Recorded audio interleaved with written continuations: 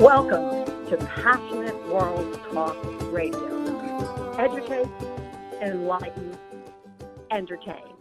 This episode of the Energy Stoners Cafe is sponsored by Passionate World Talk Radio and Lillian Caldwell. PassionateWorldTalkRadio.com.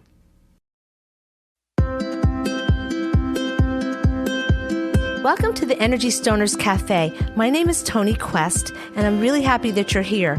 I like to interview the most interesting people I can find on the planet. So grab a cup of coffee, sit down, relax, and listen.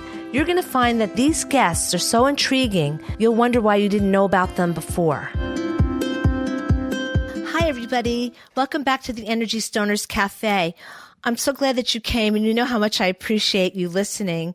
I have a really great guest tonight, and someone I met through the internet on LinkedIn.com, which is where I hang out, if anyone wants to know. And his name is Gil Alba. Gil is a retired New York City Police Department detective, and he has a distinguished title of Detective First Grade. He's worked on major cases, and there's a major case squad. I never knew that. And he's worked with FBI, the NYPD's Violent Crime Task Force, and I can go on, and I'll sort of reveal some of these things as we go on. But Gil sounds like he's very, very special. He's got quite a background. Now he's the president of his own private detective firm, which is Alba Investigations, I believe. Did I get that right, Gil? Yes, that's fine. Okay, thanks for coming on. And this is really quite an honor to have you on. It seems like you've been really fighting crime for many, many years. No, it's not really fighting crime. It's helping people.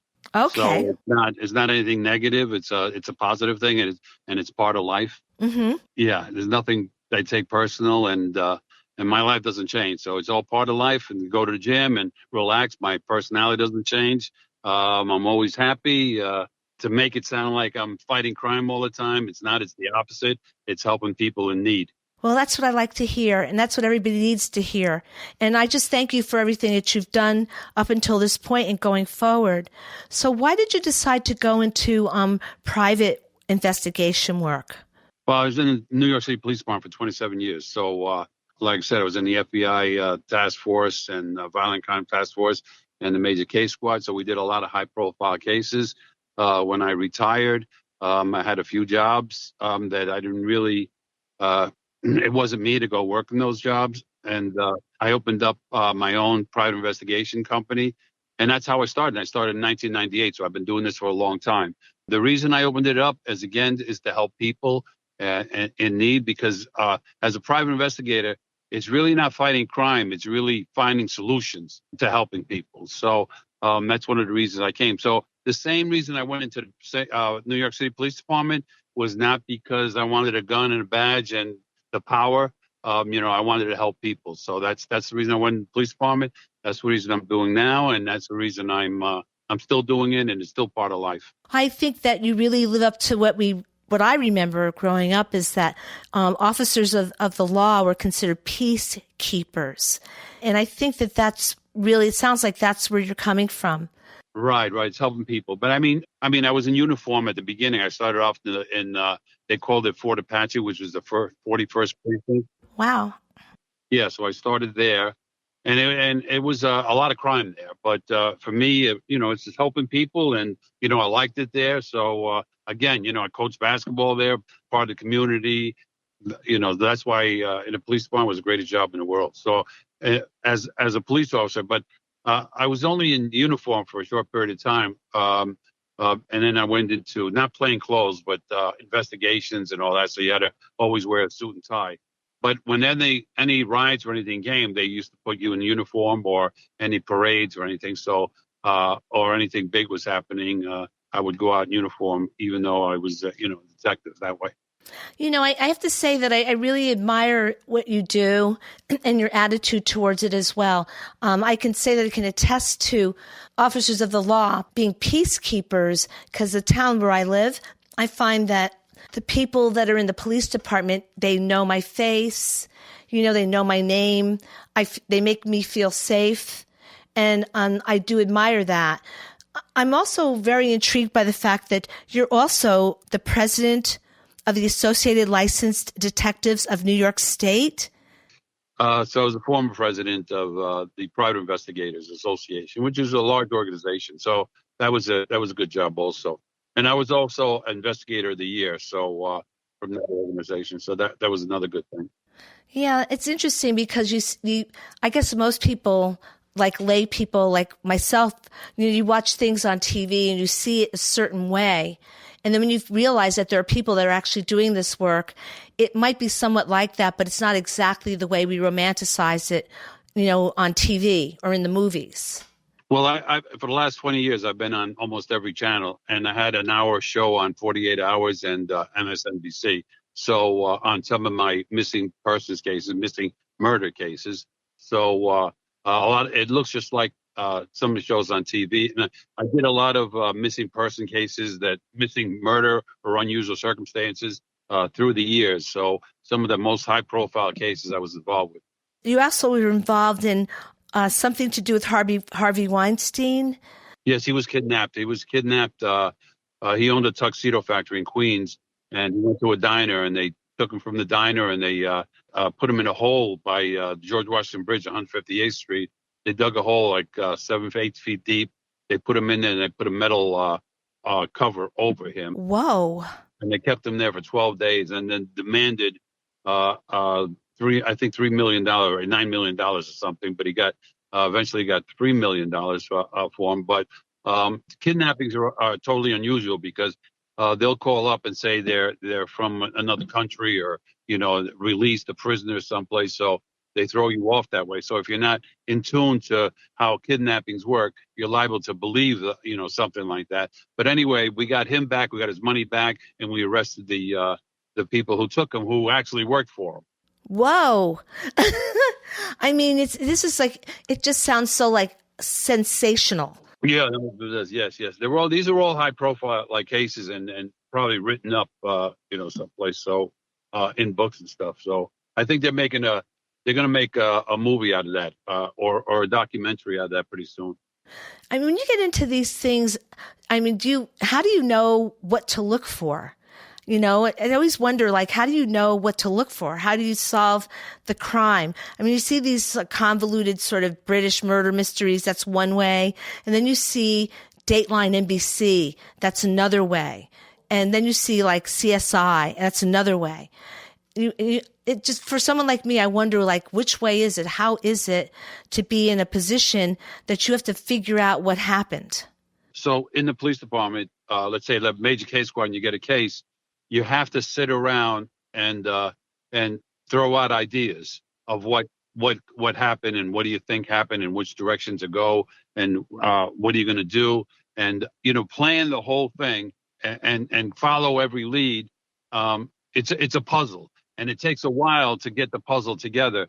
And some peripheral stuff that you don't think is important, you have to throw that in also. So you gather all this information up, and you think you know who the killer is. And I have to say think, because the family says, they know who the killer is. So we have to say, we think and you can't make one suspect. You can't have one guy as a suspect, because you go to court and they say, listen, you only blame my guy. So they almost throw it out. So you have a suspect. So you go talk to him, and he says he wants a lawyer. So now you can't talk to him. So that almost stops the case. And you have to go around doing all kinds of stuff, getting subpoenas, and even that's hard to get when you got a lawyer. So the cases, some of the cases are really, really complicated.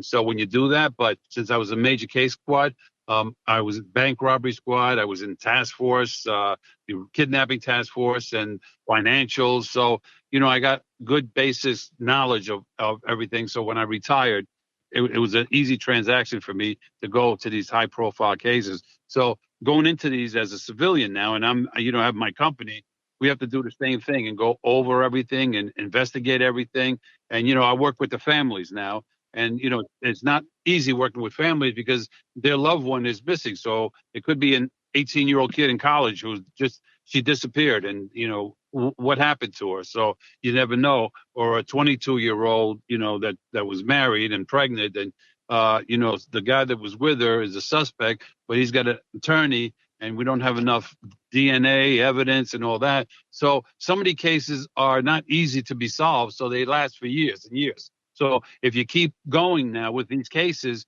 now with the TV and they show DNA and all that kind of stuff, the DNA is getting much, much better, and the investigations are getting much, much better. So it's, you can almost solve cases that happened 30, 40, or 50 years ago. So, and that's a good thing. The only thing is the police department doesn't have the manpower and all that to do some of these things. So as an investigator, I'm involved with these cases and I help the families. And being in a police department and doing, let's say, a missing person case that was murdered. So you do that case in the police department, but you go home, you go on vacation, you go, so the case is really, trying to solve it because it's a case.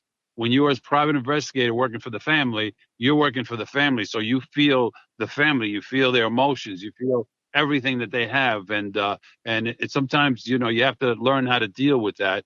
And one of the things that the families do is because the police don't handle it properly, they start getting angry at the police and hate the police. So that becomes, an issue on, them getting information or something like that. So that's what I try to, show the families what's coming ahead. And I get the families involved when I do investigations. So they have a little more control. Instead of sitting on the couch, they have a little more control of what happened to their case. And really, they feel like they're doing something for their loved ones. It probably makes them feel less like a case number. So that's really helped me segue in what I was going to ask you. Do you find that a lot of people get and you just answered it before I even asked, get frustrated by going through like the traditional established methods of actually investigating something, and then they give up and then they pay for you. They go to you because you're going to work on their case and they're not just a file number. Yeah, so that's what happens. So you have to understand that police officers have to understand this, and has to have a little empathy and really contact with the families all the time and let them know what's going on. Working in law enforcement, you can't really give anybody information. You have to keep everything, without giving out information. So that's another problem that they have. So yes, that happens. And I imagine, this is just what I imagine because I've never done anything near what you do, but I could imagine that it's difficult to maintain objectivity and not get emotionally involved in someone else's tragedy. Well, I do a lot, like I said, high profile across the United States, and they're missing their son, their daughter, something like that, or, their wife and or husband or something got murdered, who murdered them. And, they're really frustrated. And sometimes they don't know who did it, and sometimes they're missing. So they're murdered, but they're missing. So you'll never get them. So there's no, you don't get any closure. So you always got a missing person. However, for me, the incident didn't really happen to me. It wasn't my family that was missing. So I don't have the same kind of emotions that they do. So my personality doesn't really change. So, I go help them as much as possible and show them what it is. And, I'm not the most serious guy. So they have to take me as it is. And, they all trust me and want me. So, I get along with everybody and help them as much as possible.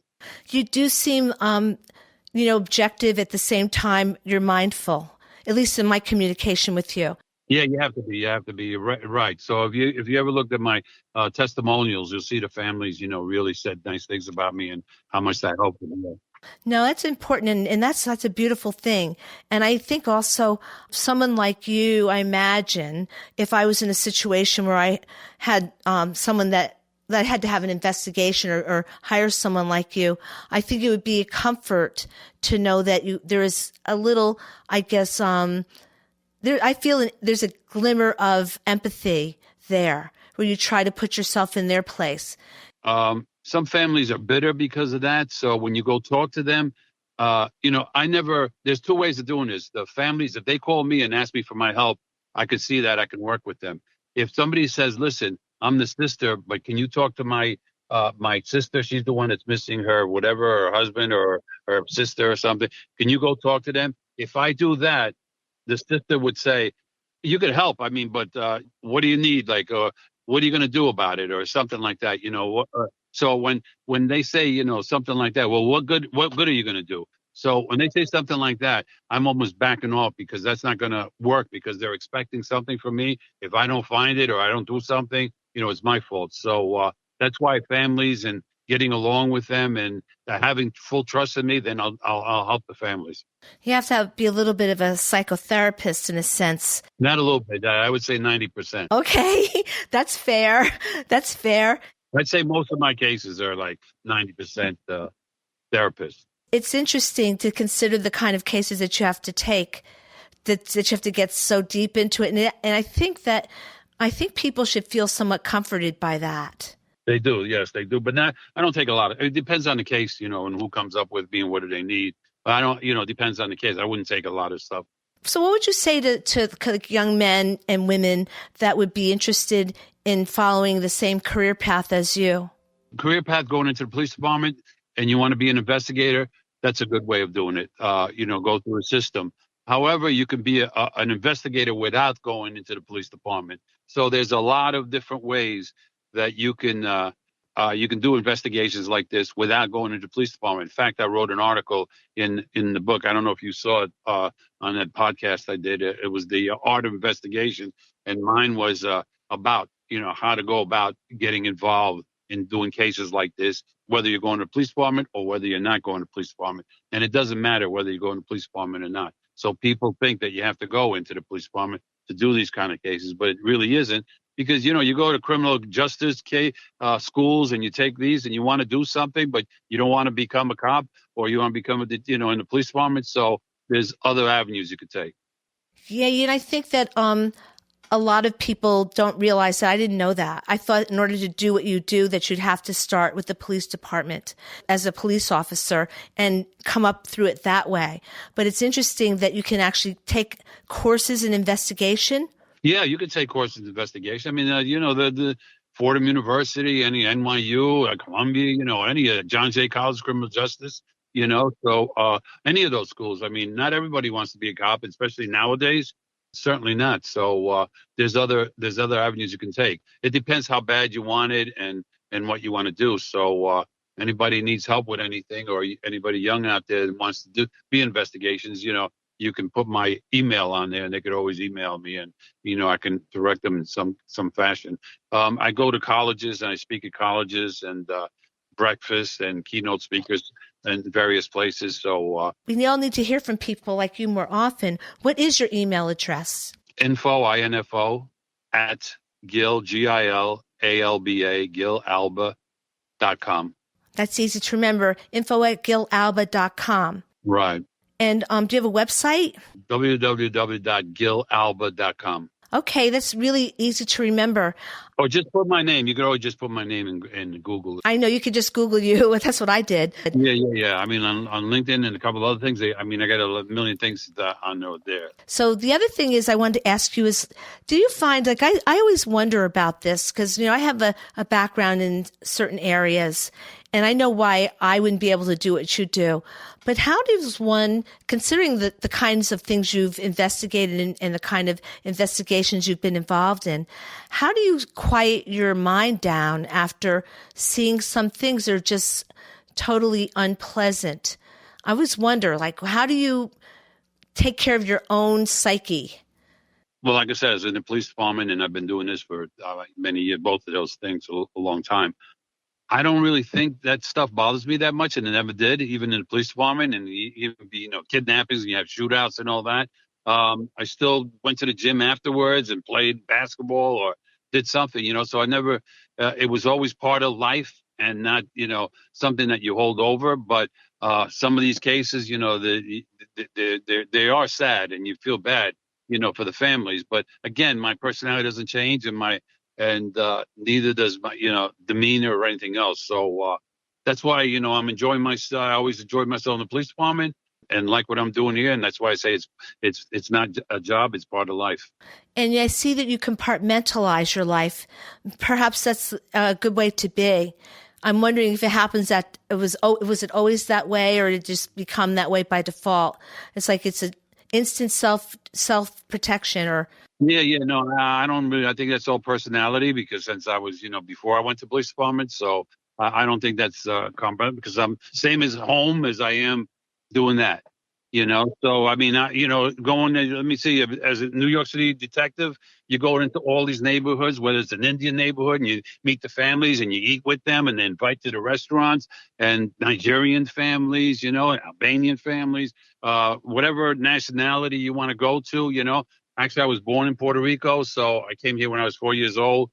And, they sent me to the Fort Apache, so I worked there, and most of the people were, Puerto Rican. So, I have my own, stuff going on. So in life, sometimes you have your own stuff. So everybody has their own stuff. Nobody's perfect. So that's why I stay an even keel and things don't bother me that much, or they do bother me and maybe I don't feel it, but I can't say too much, so. I wouldn't even want you to have to dig deep and try to figure out something that you've already solved, about yourself. But just to explain I want to tell the audience about Fort Apache, because I have a global audience that listens to this podcast, and I don't think they know. I remember a movie called Fort Apache, The Bronx. And it was quite a movie. So maybe you could explain a little bit about why they made a movie about Fort Apache. And it's amazing to me that you worked in that particular section of the Bronx. Yeah, that was the South Bronx. Fort Apache was in the South Bronx. It was the 41st precinct. They wrote a book on it, became a bestseller, and then they made a movie with Paul Newman, which was a big hit. The only thing is, when I was there at Fort Apache, that movie was later on. So almost all the buildings were empty at the time. That was when crack was going on. So all the buildings were burnt out, and, the copper was gone. Everything was stolen. So everything was empty in the South Bronx. And when I was there, I think they had more people than they did in Wall Street, on noontime or something, living in a small area. So it was only a 2.5 mile area, but they had a lot of people living in that area. So it was like 5,000 people to one cop at the time. So there was a lot going on. So all these riots that you see all the time, that was like an average thing going on in the 41st precinct. Yikes. So it's almost like undescribable that you can talk to somebody else, even talk to the cops today and tell them about Fort Apache. It's inconceivable to them how it was, But I'd have to say, through the years, and I was thinking that, maybe things will get better. With people, with these young kids going to school, and I didn't see them going to school and they were out all the time. I said, maybe through the years they get smarter and, they'll build up and although we had riots, Martin Luther King and all that kind of stuff. So I thought it was going to get better. And through the 90s, it was bad. And then it got the crime rate went way down in New York City, one of the safest cities in the world. And then all of a sudden, COVID hits and that changes the whole dynamic of everybody living. So here we have Black Lives Matter rioting. You have the Capitol, going crazy. So you have all these things going on, and it's unimaginable how with Black Lives Matter, what they did, what the Capitol did, the shooting, right through a glass, killing the woman, the cop getting hit over the head and dying, and both of these things so I thought it was getting better, but with COVID, it's almost like a perfect world that they set up to be that way, with nobody working, everybody frustrated. It's like a perfect storm. Yeah, perfect storm. That's what I meant to say. Yeah, it's like a perfect storm, and this is what's happening. So hopefully it gets better. It's probably going to take a while to get better. There's a lot of tension right now. So we have to. You got to be somewhat spiritual and either religious or spiritual, and you have to thank God what you have, and when you say that, how many people around have families and they don't even have a job? So it's really tough all this. So you really have to thank God that your things are going to be better, and hopefully they are. Yeah, not everybody has the wherewithal to the same thing that their neighbor can do, and I think that what's happened is it's very hard to have empathy.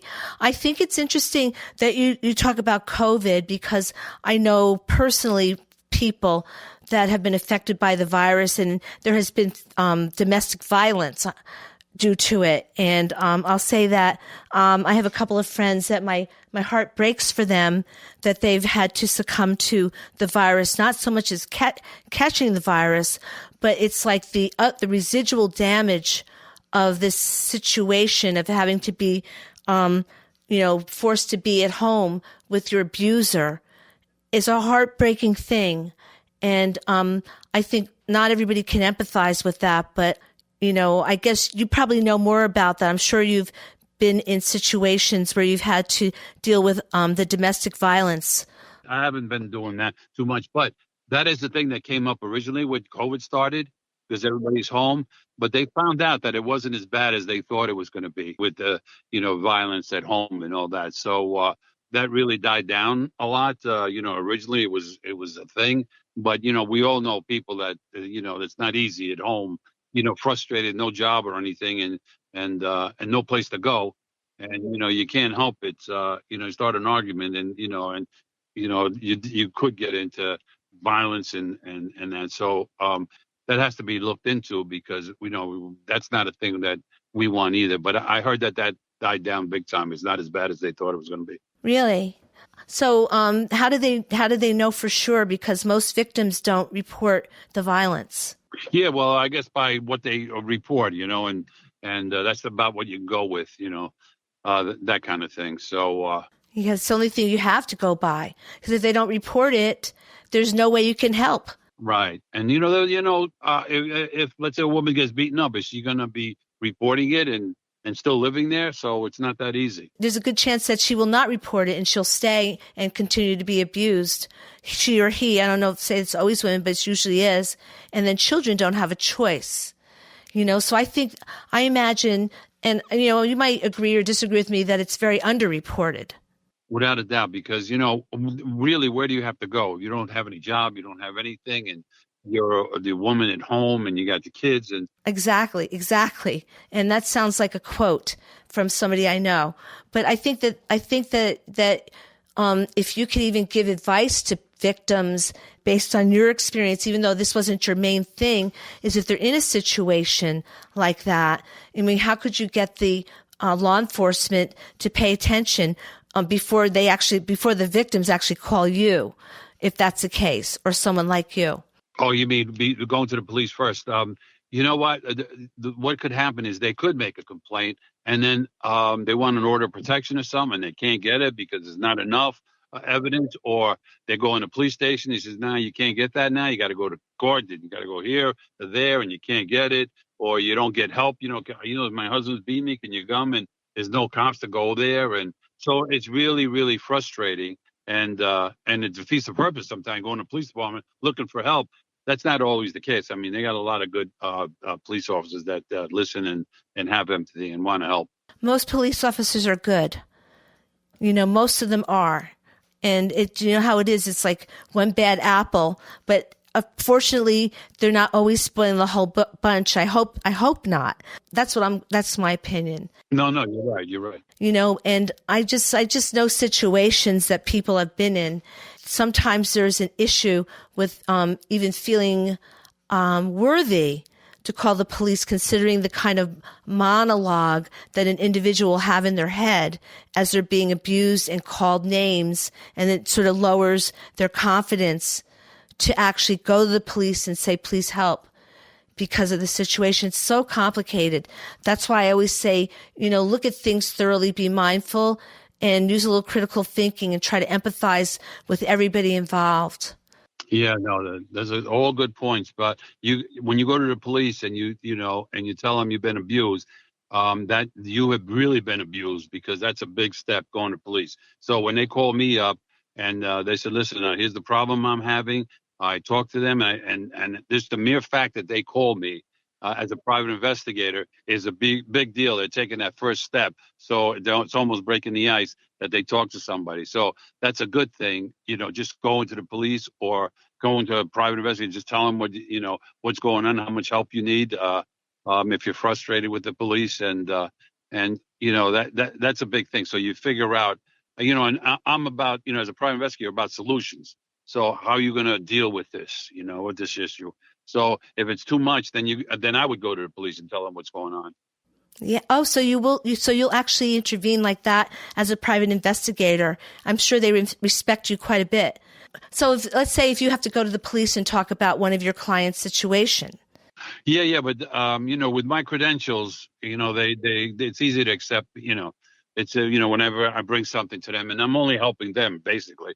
Same with these missing murder cases. I do 90% of them and give them, the whole thing, and let them, if we solve anything, let them get the credit, and ultimately they're in charge. So I give them the whole. At some point I'll give them the whole case, but I would never ask them about what they have in the case because they're really not supposed to tell me. But the families get, frustrated when they don't talk to them and say they got nothing going on and all that stuff. So, I have a good rapport with police. Not everybody, not all police officers. Some of them are, that don't know. They're a little standoffish. But once you tell them what my credentials are and who I am and all that, so they're extremely receptive. That's good to know. And also, I'll just say that I could imagine that when someone comes to you to Alba Investigations, that there's a different conversation than they'll have if they go straight to the police department. And that should be something that people know based on how they make a decision to hire you. Because I can tell it will be a different conversation. Exactly. So the police department are looking to solve the case, whatever that case is. So that's their motive. As a private investigator, you're working with the family and you're trying to help them to get to that point. But there's a lot of obstacles before that. So the lack of communication between the police and the families, hurts the family a lot because they can't just sit on the couch and wait for a call, which never comes. So a police officer, they call me all the time. I've been involved in some of the cases for 20 years now, with the same families. Although I know I have an idea who did it and they're living, where they're living, what they're doing, and all that kind of stuff. So a lot of the cases I have is missing or murdered. So. But you give me any of those cases, I kind of know. If you tell me somebody's missing from your house, it takes me a minute to find out what happened to them. If they were murdered or if whatever could have happened to them. Yeah, a lot of people think these days about human trafficking. Yeah, it's another one. Human trafficking is not easy. You take a kid, they're not going to complain. Where are they going? They have no place to go. And when you take a kid like that, it usually has. Mentally, it's all emotional and mental involvement. Yeah, it's just, there's so much to think about these days. And, everybody always ends a conversation with this thing, oh, be safe, it's like, it's not as easy as you think. And it's not just one way. And in talking to you, Gil, I thank you so much because I realize more than I ever thought I would, how complex what you do, with the complexity of your involvement in these kind of cases. It's not as simple and straightforward as people might think. No, some of the cases I have for 15, 20 years and not solving, although I know what happened, and it's just that you don't have the evidence. You don't have DNA evidence. So, they have a lawyer, so you can't, what happened. The family knows what happens, but you can't prove it. So that's the problem. And of course, when you say missing or murdered. So murdered, you have a family, maybe you could find that person, and then you could at least say goodbye to them because you have a body. But missing, you never do, and it just goes over and over in your head, like, where is my daughter? Where's my son? Something. So, they never get over it. They never get the closure. Yeah, the closure. Right. And it's hard, but it's always something that's lingering in the back of your mind.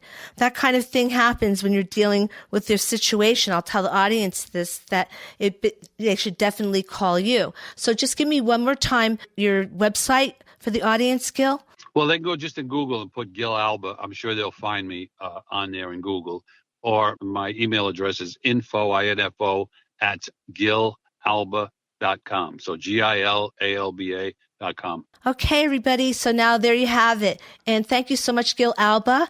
I'll thank the audience for coming and listening to another podcast, another Energy Stoners Cafe. And I'll say the cliche, please be safe out there and be nice to everybody. Bye-bye.